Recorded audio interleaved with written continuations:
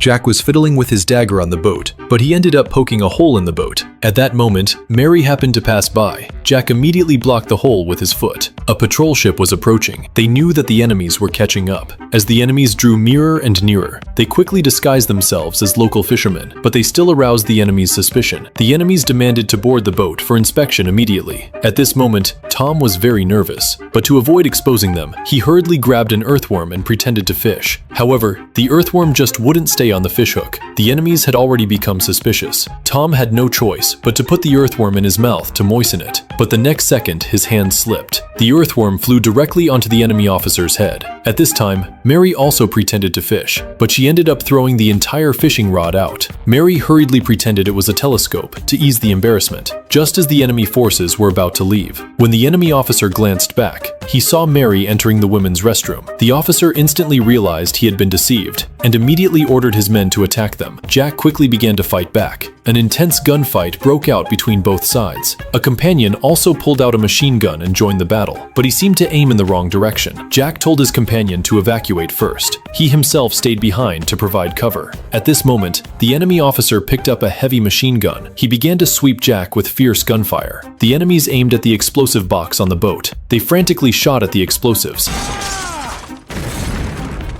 The officer thought Jack was already dead, but Jack suddenly stood up from the water. The officer instantly flew into a rage. Jack picked up the machine gun and swept across the enemies. A large number of enemies fell instantly. The bullet shells at his feet piled up like a small hill. As the enemies kept falling, Jack's machine gun soon ran out of bullets. Seeing this, the officer became smug, and Jack pulled out a grenade. He directly threw the grenade into the officer's mouth.